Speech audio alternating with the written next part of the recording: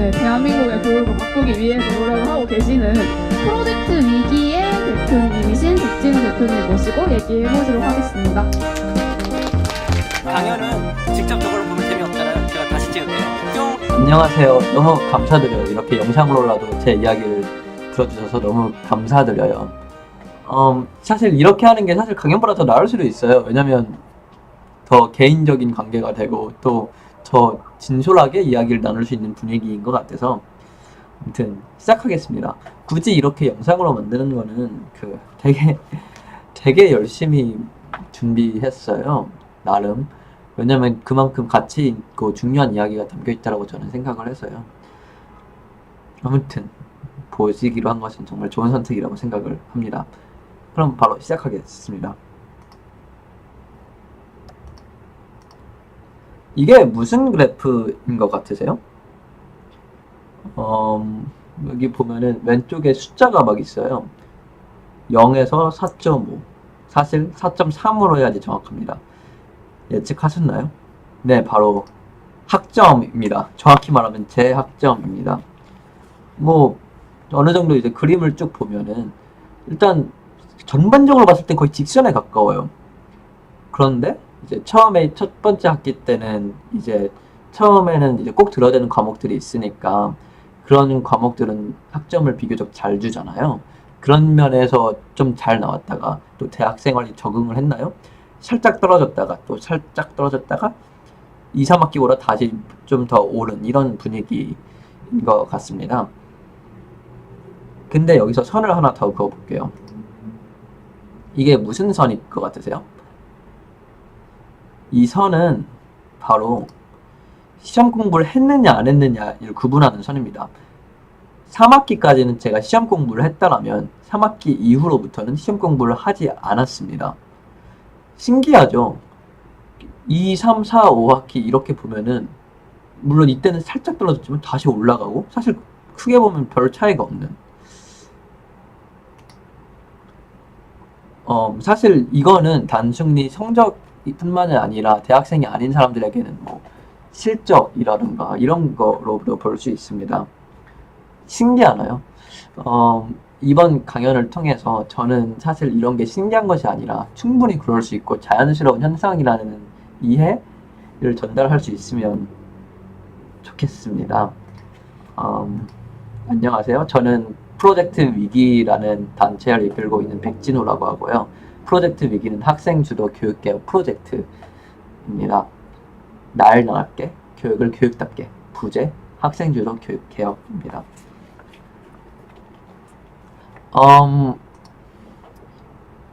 여기서 교육이 문제가 아니라고 생각하시는 분 한 명이라도 계시나요? 없을 것 같아요. 교육은 다 문제라고 생각을 하죠. 근데 이 질문은 어떠세요? 이 질문. 교육 문제는 땡땡이기 때문에 나는 땡땡함으로써 교육 문제 해결에 기여하고 싶어. 답변하기가 조금 비교적 어렵죠. 네. 비교적 어려운 것 같아요. 오늘 제 강연을 들으면서 이것에 대해서 스스로 한번 답변을 해보셨으면 좋겠어요. 물론 아무런 확인은 안 할 겁니다. 하지만 이 질문을 가지고 계속 들어주시면 감사하겠습니다. 학생 주도 교육 개혁. 이 부제였죠, 이번 이야기에.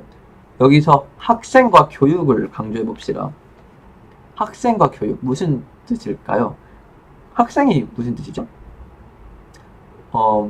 제가 처음에 이 프로젝트를 시작했을 땐 이런 정의를 가지고 있었어요. 학교에 다니는 젊은이들, 즉 고등학생, 중학생, 대학생, 초등학생과 대학원생은 좀 헷갈리고 애매모호하고 유치원생은 더 모호하지만 아무튼 학교에 다니는 젊은이들을 학생이라고 정의했던 것 같아요. 교육은 무엇이죠? 교육은 이제 공교육, 사교육, 입시 이런 것들인데 결국은 그런 거죠. 학교와 관련된 것들. 그런데 이러한 정의가 잘못됐다라는 것을 차츰차츰 깨닫게 돼요. 왜냐하면 이걸 잘못됐다는 걸 깨닫게 돼요. 그걸 설명해 드릴게요. 일단 학생 주도에 한번 집중해 볼까요? 학생 주도. 여기에는 하나의 뭔가 이야기가 담겨 있는데 뭐냐면 학교는 결국은 학생을 위한 건데 그러면 학생이 주인공이 돼야 되지 않겠느냐라는 주장인 거죠. 어느 정도 맞는 것처럼 보이기도 하고요. 근데 여기에 전제가 있습니다. 전제는 현재 학교는 교사 중심이고 정부 중심이기 때문에 그러기 때문에 문제가 있더라는 거죠. 순수하고 또 이제 때묻지 않은 학생들이 중심이 된다면 문제가 해결될 거라는 가정이 있습니다.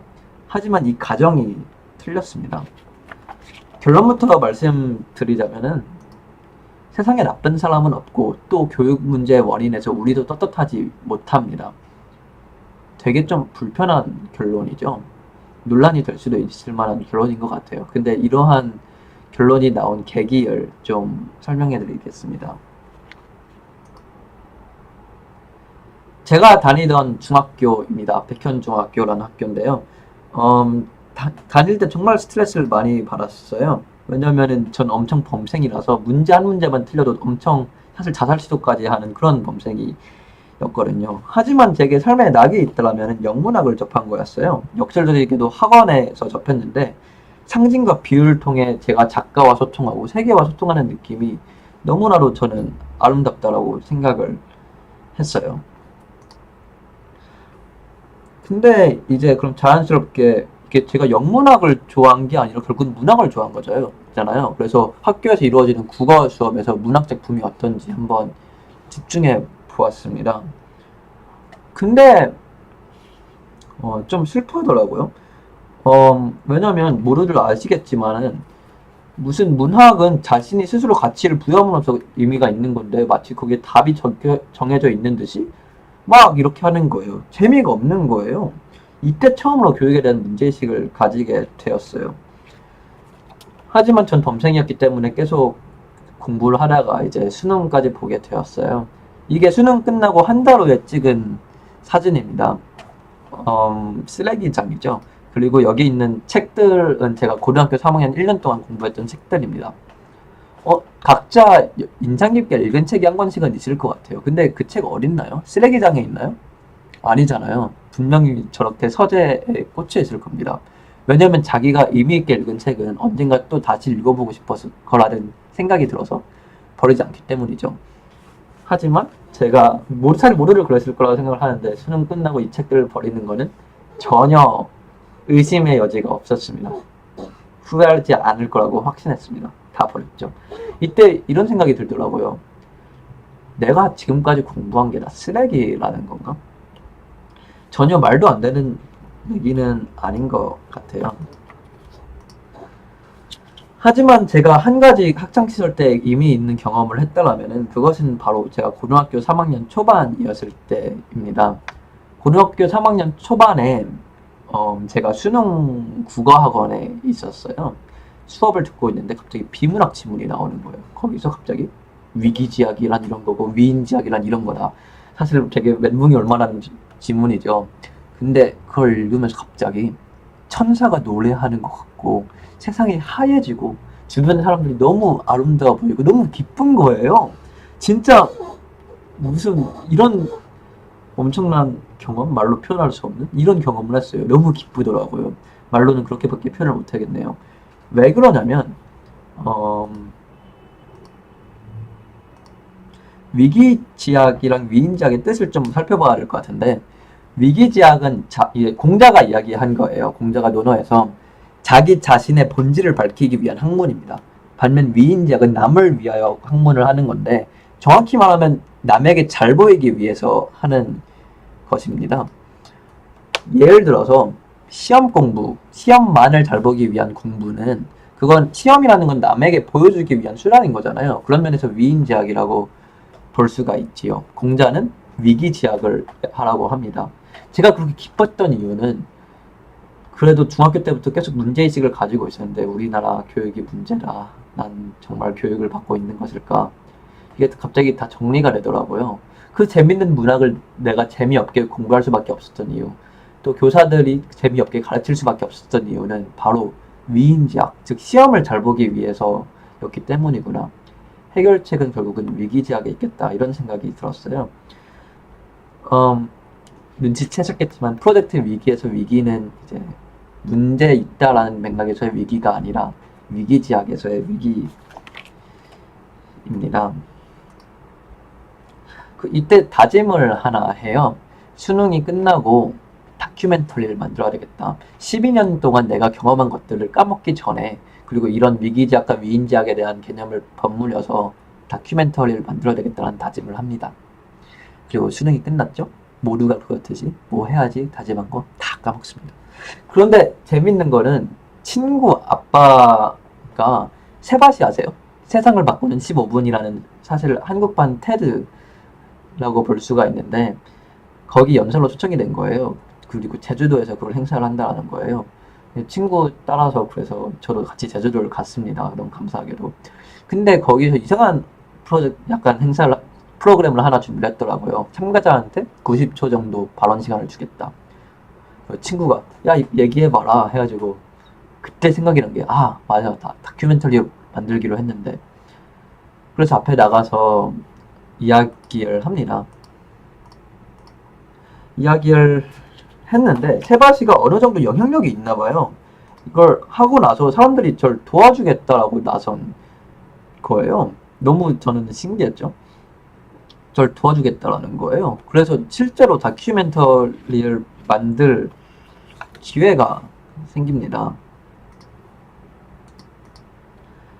근데 막상 다큐멘터리를 만들려고 하니까 아는 게 하나도 없는 거예요. 또 다른 사람들의 의견도 궁금하고, 그래서 컨퍼런스를 열기로 마음을 먹습니다. 컨퍼런스를 갔다 와서 그런지 아무튼 주제가 뭐였냐면 제일 먼저 궁금한 게 이건 거예요. 도대체 나쁜 사람이 누군가? 현재 이런 교육 제도를 만든 사람이 누구고 유지하고 있는 사람이 누구인가? 이 사람들을 찾아서 내가 그들을 설득하거나 아니면 그들이 나를 설득하거나 둘 중 하나다. 이렇게 하면 문제 해결을 할 수가 있다. 라는 생각을 했죠.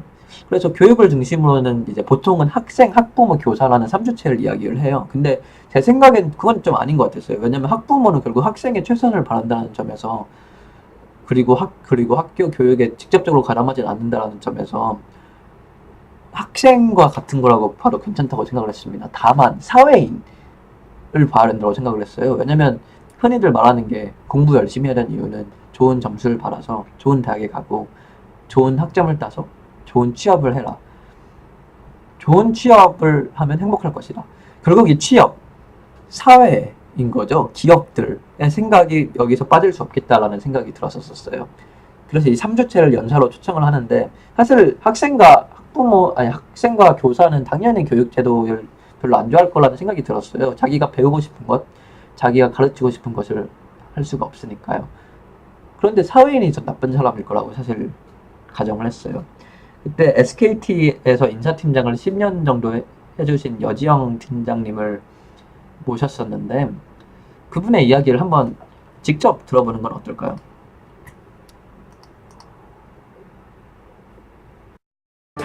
기업에는 어떤 사람이 필요할까요? 굉장히 새로운 일을 도전하기를 좋아하고 남이 안 한 거를 막 만들어 보고 싶어 하는 사람. 주어진 일을 갖다가 아주 완벽하게 빈틈없이 야무지게 해내는 사람.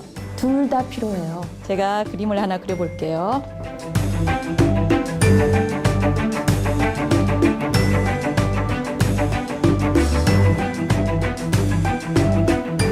이해가 되세요?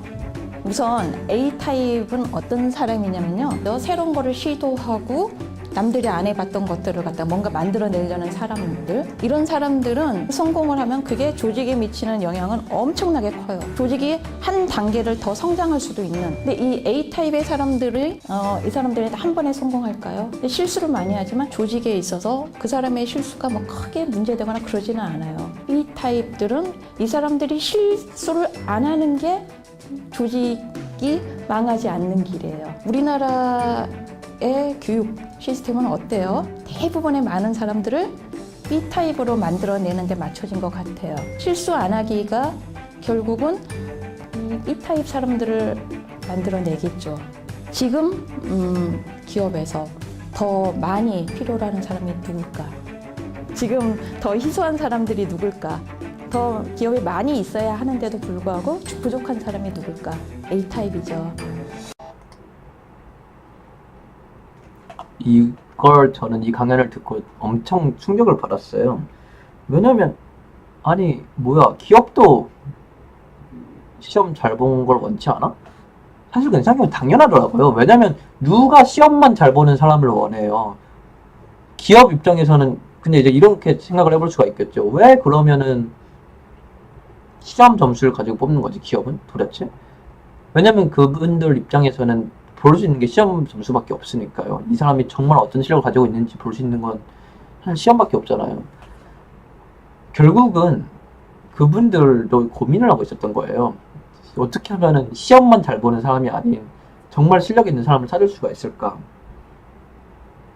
아무도 현재 교육제도를 원치 않고 있었습니다. 그게 제 첫 번째 결론이었죠. 자연스럽게 이어지는 것은 그럼 해결책이 무엇인가를 찾아보았지만은 두 번째 컨퍼런스에서 그것에서 나왔던 이야기는 다양한 시도들이 이루어지고 있지만 거꾸로 교실, 대안학교들 평가 제도가 문제다.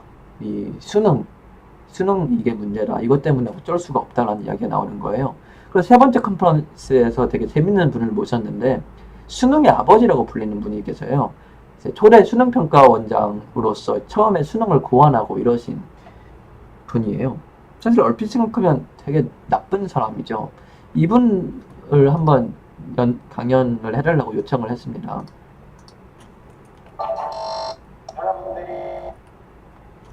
네, 볼게요. 여러분들이 대학 들어올 때 수능 320점으로 들어오고 319점으로 떨어졌다고 해도 매우 당연한 것처럼 생각하는 그런 사고가 벗어나야 됩니다. 왜 그런가 하면 전혀 그렇지가 않기 때문에 그렇습니다. 319점은 320점 아무런 차이가 없습니다. 그럼 뭐 누구한테 물어봐도 차이가 없습니다. 그 정도 차이가 아니라 325점이랑 315점도 아무 차이가 없습니다. 순전히 우연적인 오차일 뿐입니다. 그럼에도 불구하고 그거에 대해서는 아무 소리도 못하는 것이 뭔가 하면 그건 공정하게 이루어지고 그게 의미 있는 차이라고 잘못 생각하고 있기 때문에 그렇습니다. 당연히 그것들은 이의를 제기해야죠. 그래 그런 관점에서 보면 지금과 같은 형태로 수능이 쓰여지거나 그런 것은 제가 보기엔 매우 잘못된 거라고 볼 수 있고 그런 경우라면 저는 늘 그렇게 주장합니다. 만약 그렇게 쓰여질 거라면 차라리 그건 없애는 것이 굉장히 교육적으로 의미가 있다. 그렇게 생각을 합니다. 충격적이지 않나요? 전 진짜 충격 먹었어요. 아니 수능을 만드신 분이 수능이 폐지돼야 된다고 주장을 하는 건데 이게 무슨 이야기지? 그래서 좀 뒷 이야기를 들어봤는데 처음에 그분이 수능을 만들겠다고 이렇게 생각을 했을 때는 당시에 학력고사라는 게 있었어요. 근데 그게 사실 지금 수능이 가지고 있는 문제랑 똑같은 문제를 가지고 있었어요. 학생의 창의성을 고안시키지 못하고 그리고 개별성을 인정하지 못하고 또 무한한 경쟁을 만드는 딱 수능이죠. 이것을 해결하고자 나온 게 수능이에요. 그래서 그분이 처음 생각했던 수능은 뭐냐면 최소한의 자격시험으로 만들자. 즉 합격과 불합격으로만 나누자. 점수 없다. 등급 없다. 그리고 대학에서는 국어로 수업을 하고 또 이제 한국어라는 언어를 통해서 하니까요. 또 논리적인 사고만 있으면 되지 않냐. 국어랑 수학만 보자. 나머지는 뭐하러 보냐. 그러면 이렇게 최소한의 자격시험을 만들면 나머지는 대학들이 각자의 특성과 개성을 살려서 뽑게 되는 거죠. 그러면 평가 간의 경쟁이 시작하게 되고 학생 간의 경쟁이 아니라 그러면 더 좋은 평가가 나올 거다 이런 생각이었는데 근데 이게 변하기 시작한 거는 왜 이렇게 됐냐면 사실 박도순 씨가 아니에요. 영어를 가르치는 사람들 아니면은 영어를 중요하다고 생각하는 사람들, 이해관계자들 글로벌화 시대 아니냐, 영어 중요하지 않냐, 영어 공부해야 된다, 수능에 영어 안 보면 아무도 영어 공부 안 하는데 그럼 우리 큰일 난다. 영어 들어오죠. 비슷한 논리로 사회, 과학, 사탐, 제2중국어, 외국어 막 들어오기 시작합니다. 그러면서 과목이 많아지죠. 또 점수도 사람들은 사실 개별성을 존중해주고 이런 것도 원하지만 공정한 것도 원해요. 근데 다양한 평가가 그 박도순 씨의 꿈처럼 이루어진다면 이제 공정성을 어떻게 확보하느냐 이런 건 거죠. 다 각각인데 뭔가 하나의 중심적인 객관적인 것이 쭉쭉쭉 해야 된다. 물론 세상에 객관적인 게 어딨냐라는 환상, 즉 객관적인 게 존재하지 않는데도 불구하고 있을 거라는 환상에 기반한 잘못된 욕구이긴 하지만 아무튼 그러한 거죠. 이러한 걸 보면서 든 생각. 그리고 하나 더. 처음 수능을 보았을 때는 수능을 2번 봤대요. 근데 또 그때 문제가 생긴 게, 물론 2번을 본 이유는 뻔하죠. 학생 컨디션 관리를 해야 되잖아요. 그 컨디션 차이 때문에 성적이 차이가 나면 안 되니까. 근데 만점자가 2번째 수능에서, 즉 1년에 2번 보는 거에서 2번째요. 더 많이 나온 거예요. 박저순 씨 입장에서는 학생들이 성적이 오른 것은 실력이 올랐다는 거 아니냐. 좋다라고 말했지만 사실 언론은 그렇게 보지 않죠. 여론은 난이도 조절 실패했다. 물수능이었다. 어떻게 하냐. 그러면서 다음 연도에 수능은 한 번만 보게 됩니다. 현재 모습의 수능이죠.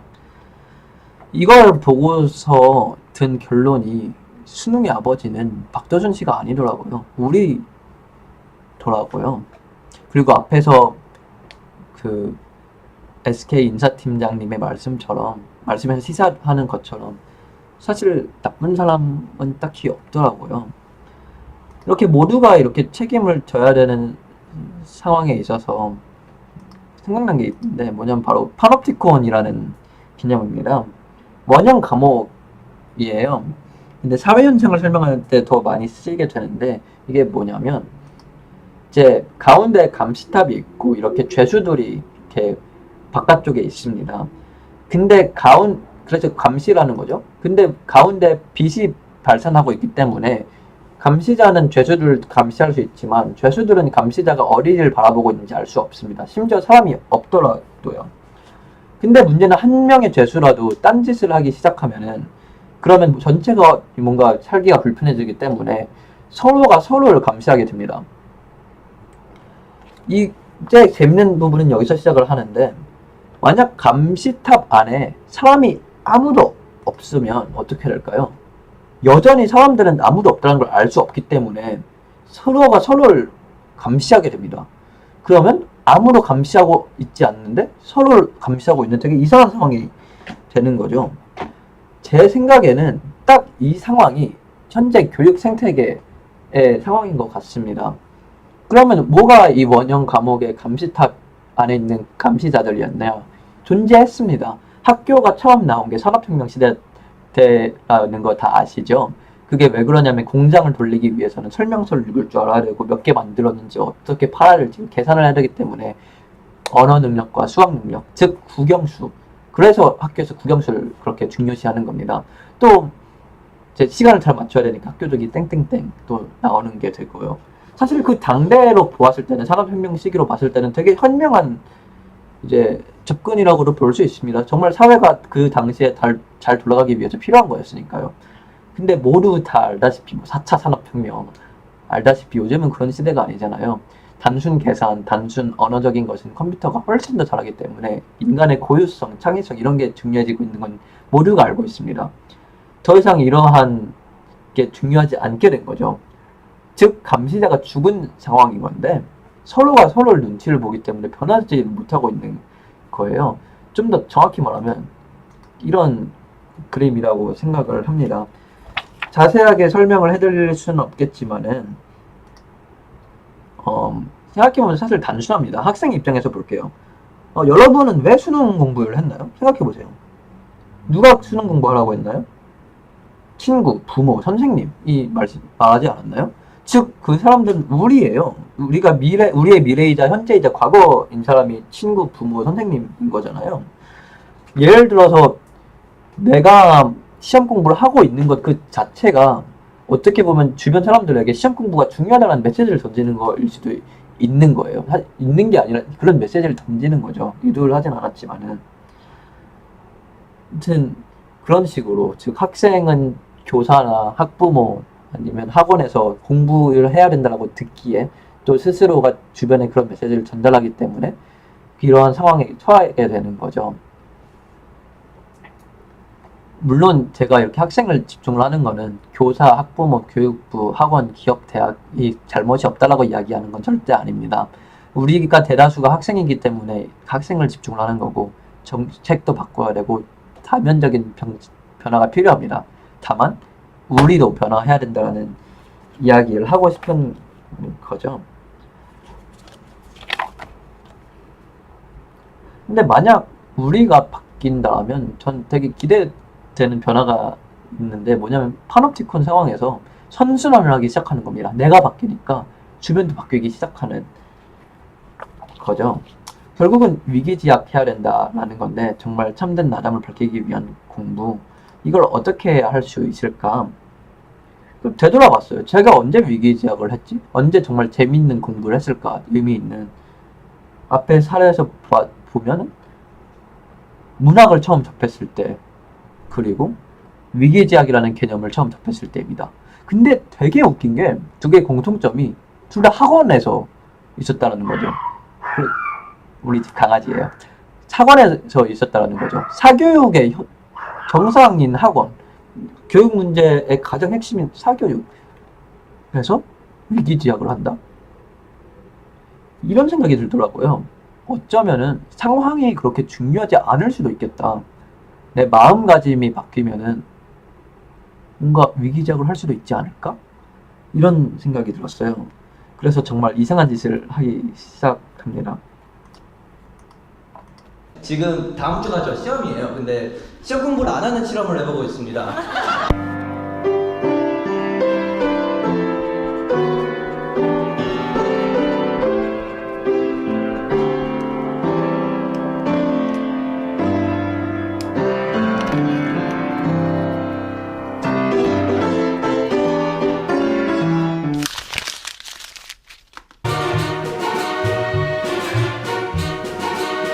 고민이 되는 거는 무엇이 시험 공부이고 무엇이 시험 공부가 아니냐.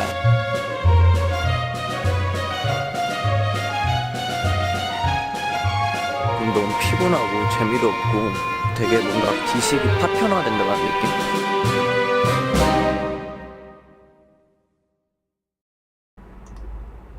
이게 뭐냐면 4학기 때 시험 기간이 있으면, 시험 보는 주가 있으면 그 4일 전부터 전날까지 제주도에 가서 시험 공부를 안 하고 다큐멘터리를 만들었어요. 참고로 학교는 서울이에요. 제주도 가면 그냥 저녁. 그리고 제주도 가서 컨퍼런스에 참석했었습니다. 전혀 시험 공부를 하지 않았고요. 아무튼 되게 이상한 짓을 하기 시작하죠. 이게 왜 이런 이상한 짓을 하기 시작했냐면, 앞에서 얘기했던 학생 주도 교육 개혁에 대한 정의가 달라졌기 때문입니다. 학생은 한자를 보면은 알다시피 배울 학자의 날생, 즉 배우는 사람들입니다. 결국 학교에 다니는 사람만 학생이 아니죠. 우리 모두가 학생입니다. 태어난 사람부터 죽기 직전의 사람까지 모두 학생입니다. 우린 늘 배우는 사람이잖아요. 인간이잖아요.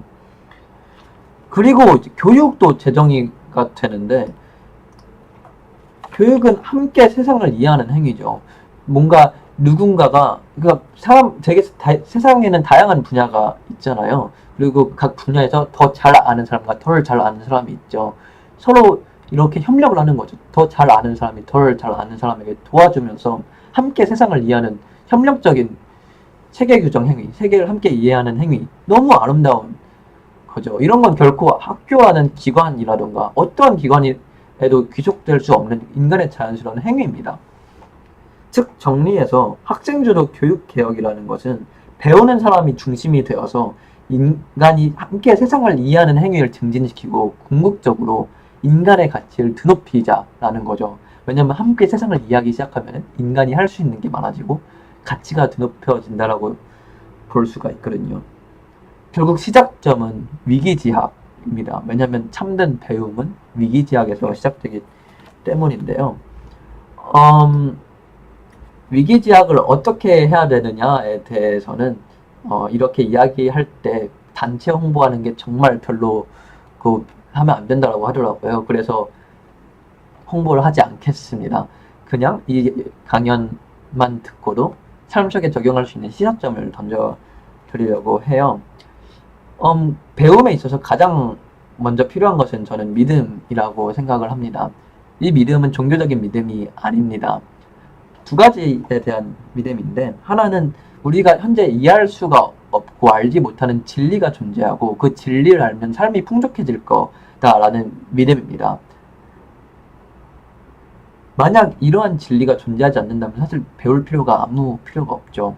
또 내가 이해할 수 있는 진리라면 그건 배울 필요가 없죠. 이미 아는 건데. 아마 그리고 이러한 진리는 끝없이 있을 것입니다. 안 그러면 수많은 사람들이 이렇게 오랫동안 계속 배우려고 하지 않았겠죠.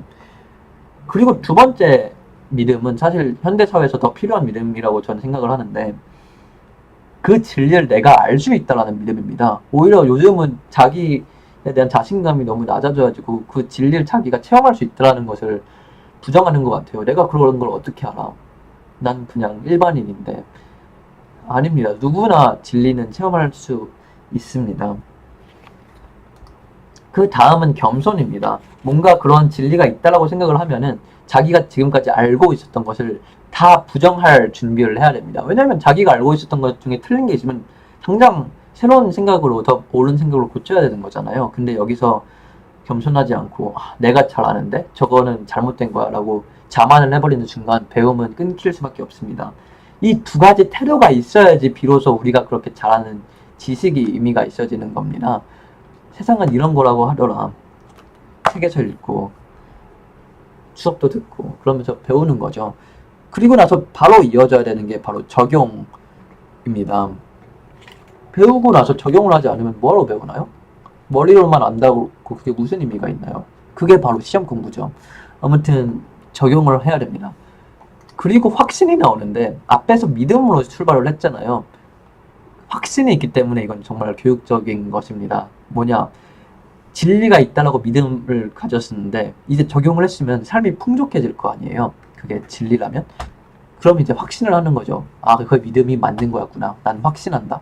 만약 이런 확신이 들지 않는다면은 둘 중 하나겠죠. 내가 제대로 배우지 못했던가 아니면 그것 그 자체가 진리가 아니던가. 아무튼 어떤 식으로 이러한 과정이 끝났던 간에 새로운 첫 번째 단계로 믿음으로 돌아가서 다시 반복하면 되는 겁니다. 이런 행위를 인간은 계속 반복을 하는 거죠. 대학생이 대상이 많은 거라고 제가 알고 있어서 대학생들에게 좀 더 타겟팅해서 좀 방법론을 얘기해 드리면, 그리고 저도 대학생이에요. 제가 적용하고 있는 방법들입니다. 일단 기본적으로 흥미로운 수업만 들어야 됩니다. 보통 교육혁신 이런 쪽을 하면은 대학의 가치를 부정하면서 시작을 하는데 저는 그거에 공감하지 않습니다. 대학은 사실 너무 신기해요. 이렇게 아름다운 게 세상에 존재할 수가 있다니.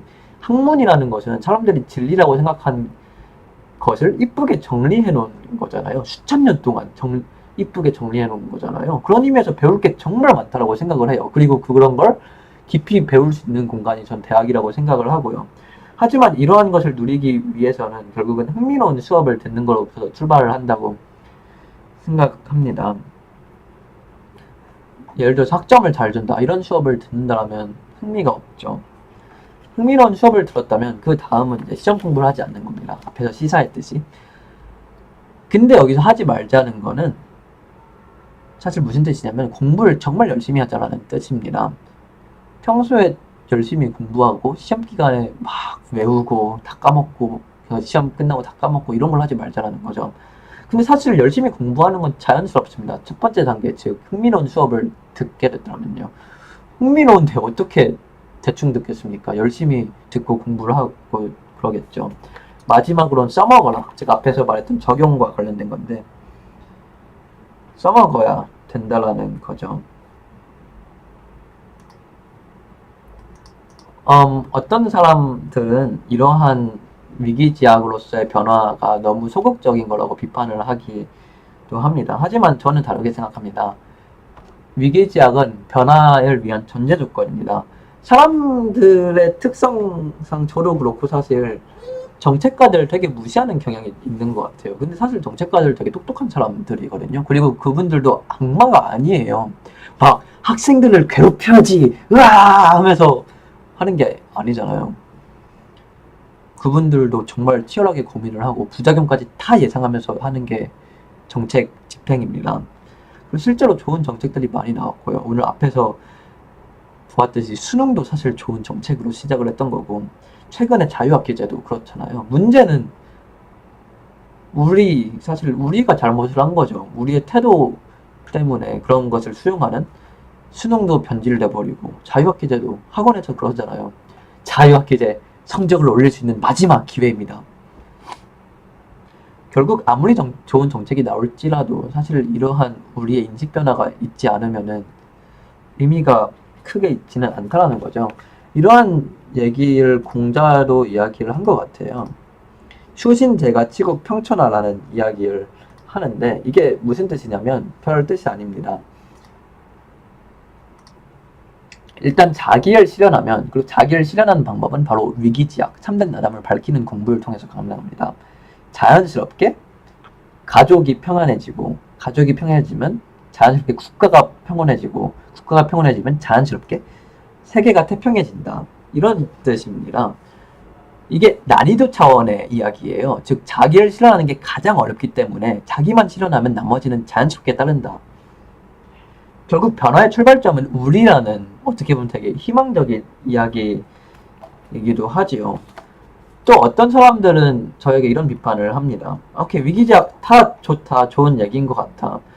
근데 너무 비현실적이고 또 나에게 큰 희생을 요구한다. 난 그럴 만한 용기가 없다. 동의하지 않습니다. 한번 비유를 한번 해볼까요? 선물 박스에 한번 비유를 해보겠습니다. 우리의 상황을.